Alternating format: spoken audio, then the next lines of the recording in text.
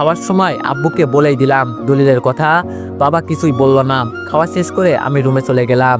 কিছুক্ষণ পর আব্বু একটা ফাইল নিয়ে আমার রুমে আসলো, আমার হাতে দিয়ে বলল, এখানে সব কিছু আছে। আমি জানি তুই খারাপ কিছু করবি না, আমি তোকে আমানত দিলাম। আমি কিছুই বললাম না, ফাইলটা রেখে দিলাম। অবন্তীকে কল দিলাম, কিছুক্ষণ কথা বলে মোবাইল রেখে দিলাম। তারপর ঘুমিয়ে গেলাম। সকালে ঘুম থেকে উঠে ফ্রেশ হয়ে নাস্তা করে অফিসে চলে গেলাম। সোজা ম্যানেজারের রুমে গেলাম। ফাইলটা ওনার হাতে দিয়ে আমি আমার ডেস্কে গিয়ে কাজ শুরু করতে লাগলাম। 11টার দিকে পিয়ন এসে ডেকে নিয়ে যায়, ম্যানেজার নাকি আমাকে ডাকছে। ম্যানেজারের রুমে গেলাম, উনি আমাকে চেক কেটে দিল। আমি তো খুশিতে শেষ। যাই হোক, ম্যানেজারের থেকে 1 ঘন্টার জন্য ছুটি নিলাম, না হলে বিকালবেলা ব্যাংক বন্ধ হয়ে যাবে। আইমানকে কল দিয়ে আসতে বললাম। তারপর আইমান আসলো, ওরে নিয়ে টাকাটা ব্যাংক থেকে তুলে নিয়ে আসলাম। তারপর আবার অফিসে চলে গেলাম। কাজ শেষ করে বাসায় চলে আসলাম। রাতে অবন্তীকে কল দিলাম। অবন্তী বলল, বলেন সাহেব, সারাদিন কোনো খবরই ছিল না আপনার, এখন মনে হয়েছে তাই না? আমি বললাম, সরি, কাজে ছিলাম তো তাই। তুমিও তো দেওনি। অবন্তী বলল, মোবাইলে টাকা ছিল না, তোমারে তো বলছিলাম টাকা পাঠাতে, বাট তুমি তো পাঠাওনি। আমি বললাম, সরি, মনে ছিল না। অবন্তী বলল, কয়দিন পর দেখা যাবে আমি যে তোমার বউ সেটাও মনে থাকবে না। আমি বললাম, সেটা ভুলবো না। আচ্ছা শোনো। অবন্তী বলল, বলো। আমি বললাম, কালকে বিকালে একটু দেখা করিও, তোমার সাথে খুব গুরুত্বপূর্ণ কথা আছে। অবন্তী বলল, কি কথা এখন বলো। আমি বললাম, মোবাইলে বলা যাবে না, সরাসরি বলবো। অবন্তী বলল, আচ্ছা ঠিক আছে। খাইছো? আমি বললাম, না, মাত্র বাসায় আসলাম। তুমি? অবন্তী বলল, না, খাবো একটু পর, তুমি খেয়ে ঘুমিয়ে যাও। আমি বললাম, আচ্ছা ঠিক আছে। তারপর খাওয়া দাওয়া করে ঘুমিয়ে গেলাম। সকালে ফ্রেশ হয়ে অফিসে চলে গেলাম। এর মাঝে কয়েকবার অবন্তীকে কল দিলাম, ওরে বললাম শাড়ি পরে আসতে। বিকালবেলা আমাদের কলেজের সামনে আসতে বললাম। আমি কাজ শেষ করে সোজা কলেজের সামনে চলে গেলাম। কিছুক্ষণ পর অবন্তী আসলো। আমি বললাম, কি ব্যাপার, এত দেরি হলো কেন? অবন্তী বলল, এই সরি, আসলে শাড়ি পরতে দেরি হয়ে গেছে। আমি বললাম, মানে? অবন্তী বলল, তুমি তো জানো আমি শাড়ি পরতে পারি না, কারো না কারো হেল্প লাগে। আজকে আম্মু বাসায় নেই, মামার বাড়িতে গেছে। একটা কাজিনকে বলেছিলাম আসার জন্য, সে আসতে দেরি করে ফেললো, তাই আমারও দেরি হয়ে গেল। আমি বললাম, এত কষ্ট হলে শাড়ি পরার কি দরকার ছিল? অবন্তী বলল, না আসলে তো তোমার চেহারার দিকে তাকানো যেত না, বলবে যে একটা রিকোয়েস্ট করছি সেটাও রাখিনি। আমি বললাম, আচ্ছা এবার বসো, বলো কি খাবে? অবন্তী বলল, আগে বলো তুমি যে এখানে আসছো আব্বু আম্মুকে বলছো? আমি বললাম, না, বলার সময় পাইনি, অফিস থেকে সোজা এখানে চলে এসেছি। অবন্তী বলল, এটা কোনো কথা হলো? আমি বললাম, সমস্যা নাই, আমি বাসায় গিয়ে বলে দিব। অবন্তী বলল, এবার বলো কি এমন কথা যেটা মোবাইলে বলা যাবে না, সরাসরি বলতে হবে? আমি বললাম, লোন তো পেয়ে গেছি। অবন্তী বলল, বাহ, আগে বলনি কেন? আমি বললাম, এখন তো বললাম, এখন কথা হচ্ছে আমি কয়েকদিনের ছুটি নিব। অবন্তী বলল, ছুটি কেন? আমি বললাম, আরে পাগল, বিয়ের জন্য কেনাকাটা করতে হবে, তারপর বিয়ের অনুষ্ঠান কোন দিন হবে সেটা তো ঠিক করতে হবে, না হলে আমি আন্দাজে ছুটি কিভাবে নিব? অবন্তী বলল, তুমি 1 সপ্তাহের জন্য ছুটি নাও। আমি বললাম, এতদিন দিবে না, সর্বোচ্চ দিলে 3 দিন দিবে। অবন্তী বলল, তাহলে তোমার বিয়ে করার দরকার নেই। আমি বললাম, আরে ধুর, এগুলো কি বলো? অবন্তী বলল, ঠিকই তো বললাম। আচ্ছা তুমি কালকে অফিস করো, তারপরে কয়েকদিনের জন্য ছুটি নিও। আমি বললাম, ওকে। শপিং কোন দিন করবে? অবন্তী বলল, শপিংয়ে যাব পরশুদিন। আমি বললাম, আচ্ছা ঠিক আছে। অবন্তী বলল, আচ্ছা শোনো, বাসায় কেউ নেই, আমি চলে যাচ্ছি, রাতে মোবাইলে কথা হবে, আর পরশুদিন তো দেখা হচ্ছেই। আমি বললাম, এখন চলে যাবা?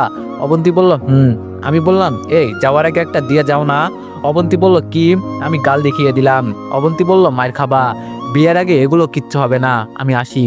অবন্তী চলে যাচ্ছে, আমি ওর চলে যাওয়ার দিকে তাকিয়ে আছি আর ভিতরে ভিতরে হাসতেছি। তারপর আমিও বাসায় চলে গেলাম।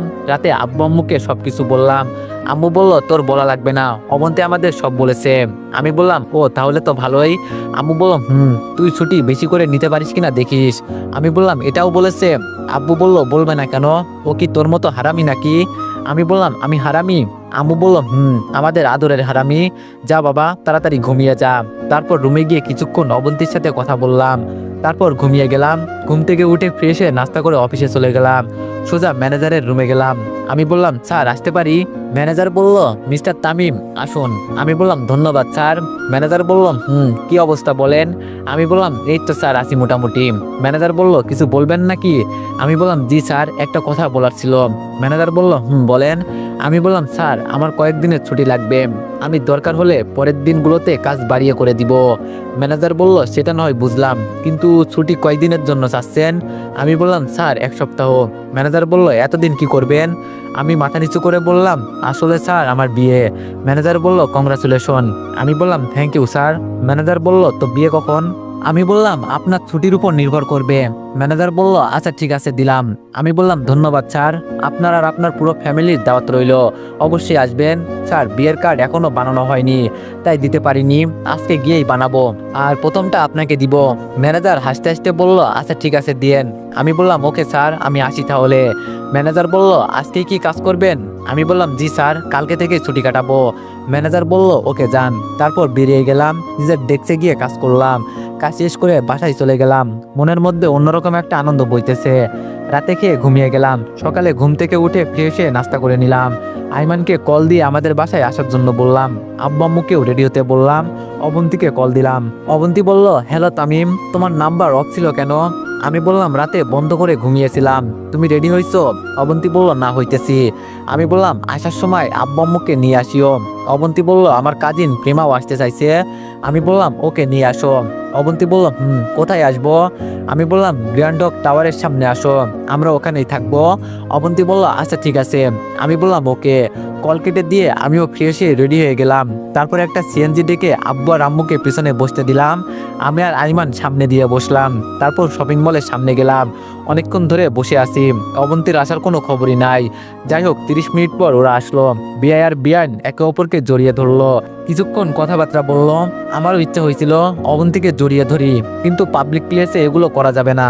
যাই হোক, তারপর ভিতরে গেলাম। প্রথমে আব্বু আম্মুর জন্য কেনাকাটা শুরু করলাম।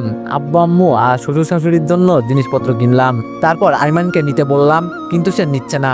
অনেক জোরাজোরি করে একটা পাঞ্জাবি নিলাম, সেম কালারের আমিও একটা নিলাম। প্রেমাকে বলার আগেই কেনাকাটা শুরু করে দিল। আসলে মেয়েদের শখ একটু বেশি, সেটা যদি জামা কাপড়ের উপর হয় তাহলে তো কোনো কথাই নাই।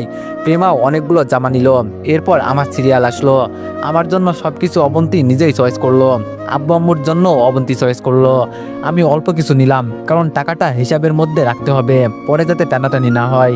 এরপর অবন্তীর পালা আসলো। অবন্তী একটা নীল শাড়ি পছন্দ করলো। আমি বললাম, বিয়েতে কেউ নীল শাড়ি পরে? বিয়েতে তো লাল শাড়ি পরে।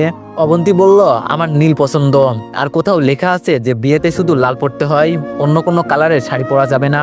আমি বললাম, আচ্ছা ঠিক আছে, যেটা ভালো লাগে সেটাই কিনো। অবন্তীর জিনিস কিনতে কিনতে হয়রান হয়ে গেছি। অন্তত 50টা দোকানে গেছি। মেয়েদের যে এত জিনিস লাগে বিয়ে না করলে বুঝতামই না। দীর্ঘ 4 ঘন্টা শেষ করে অবন্তীর শপিং শেষ হলো। তারপর সবাই মিলে একটা হোটেলে গিয়ে দুপুরের খাবার খেয়ে নিলাম। এরপর যে যার মতো বাসায় চলে আসলাম। আগামীকাল মেহমানদের দাওয়াত করতে হবে, পরশুদিন গায়ে হলুদ, আর পরের দিন বিয়ে। বাসায় এসে ঘুমিয়ে গেলাম। সারাদিন ঘোরাঘুরির কারণে ক্লান্ত লাগছিল, তাই শোয়ার সাথে সাথেই ঘুম চলে আসলো। পরের দিন ঘুম থেকে উঠে আইমানকে সাথে নিয়ে বিয়ের কার্ড বানাতে গেলাম। তারপর কার্ডগুলো রেডি করে আত্মীয় স্বজন বন্ধু বান্ধব সবাইকে দাওয়াত দিলাম। আব্বুর হাতে অনেকগুলো কার্ড দিয়ে দিলাম, ওনার পরিচিত যারা আছে তাদেরকে দাওয়াত দেওয়ার জন্য। আইমান ডেকোরেশন করার জন্য সব রকম ব্যবস্থা করা শুরু করে দিল। পরের দিন মানে হলুদের দিন, সকাল থেকেই বাসা সাজানো শুরু করে দিল। চারপাশে লাইট ফুল দিয়ে বাসাটা অন্যরকম ভাবে সাজানো হলো। অনেকদিন পর এই বাসায় একটু কোলাহল শুরু হলো। আত্মীয় স্বজনরা এক এক করে আসতে শুরু করলো। আমি আর আইমান বাজারে গেলাম, গিয়ে বাজার করে নিয়ে আসলাম। বিকালবেলা অবন্তীকে কল দিলাম। কিছুক্ষণ পর অবন্তী কল ধরলো। আমি বললাম, ওই কল ধরতে এত দেরি করো কেন? অবন্তী বলল, ধুর বইলই না, বাচ্চা কাচ্চাগুলো পুরো পাগল করে দিচ্ছে, আমার সব জিনিস এলোমেলো করে ফেলছে। আমি বললাম, ও। অবন্তী বলল, এই তামিম। আমি বললাম, বলো। অবন্তী বলল, কি করো? আমি বললাম, এতক্ষণ কাজ করলাম, তাই তোমার খবর নিতে পারিনি, তাই এখন কল দিলাম। অবন্তী বলল, ও আচ্ছা। আমি বললাম, তুমি কি করো? অবন্তী বলল, এই তো পার্লারে যাব, রেডি হচ্ছি। আমি বললাম, আমি আসবো। অবন্তী বলল, তুমি আসবে কেন? আমি বললাম, তোমাকে কিভাবে সাজাই দেখবো, আর সাজালে কেমন লাগে সেটাও দেখবো। অবন্তী বলল, অত দেখতে হবে না, সারা জীবন দেখছো, ভবিষ্যতেও দেখবা, তো টেনশন করার দরকার নেই। আমি বললাম, অবন্তী বলল, আচ্ছা রাখি, পরে কথা বলবো। কলটা কেটে দিল। বিকাল থেকে মেহমান আসতে শুরু করে দিয়েছে। একে একে সবাই আসলো। আইমানও ব্যস্ত। আইমান বলল, কিরে তুই এখানে? আমি বললাম, আচ্ছা তুই আমাদের বন্ধুদের সবাইকে কল দিয়ে দেখতো ওদের কি অবস্থা, কখন আসবে। আইমান বলল, আচ্ছা দিতেছি। লিমা আসবে? আমি বললাম, যা শালা, আমি তো লিমার কথা ভুলেই গিয়েছিলাম, দাঁড়া কল দি, ও না থাকলে আমার বিয়েই হতো না। লিমাকে কল দিলাম। আমি বললাম, হ্যালো লিমা। লিমা বললাম, দোষ বল। আমি বললাম, কিরে তুই আসছিস না? লিমা বলল, আমি এসে কি করব, তোরা ছেড়ে নে, আমি না হয় কালকে আসবো। আমি বললাম, কালকে আসবি মানে? আমি এত কিছু বুঝি না, তুই এক্ষুনি আসবি। লিমা বলল, কিন্তু আমার সাথে তো সানি আছে। আমি বললাম, তোর সমস্যা কোথায়, সানিরেও নিয়ে আয়। লিমা বলল, আচ্ছা ঠিক আছে, নিয়ে আসতেছি। আমি বললাম, তাড়াতাড়ি আয়।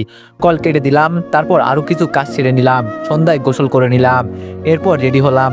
আইমান আমাকে সাজিয়ে দিল, দুজনে একই পাঞ্জাবি পরলাম। রাত 11টা পর্যন্ত গান বাজনা হলো। আমার বন্ধুরা ফাহাদ, ফারুক, সাদ্দাম সবাই উড়াধুরা নাচলো, ওদের সাথেও আমিও নাচলাম। আসলে নিজের বিয়েতে নিজের নাচার মধ্যে অন্যরকম একটা আনন্দ আছে। কিছুক্ষণ পর লিমা আসলো, আমি ওর সাথে কিছুক্ষণ কথা বললাম। লিমা সানির সাথে আমার পরিচয় করিয়ে দেয়, তারপর ওদের ভিতরে যেতে বলি। 11টা পর হলুদের কাজ শুরু হলো। শুরুতেই আব্বু আম্মু দুজনে আসলো, আমাকে মিষ্টি খাইয়ে দিয়ে যখন হলুদ মাখাতে যাবে তখনই দুজনে কাঁদতে শুরু করলো আমাকে জড়িয়ে ধরে। তো এভরিওয়ান, নেক্সট পার্টের জন্য সবাই একটু বেশি বেশি লাইক আর কমেন্ট করে দিও। ধন্যবাদ।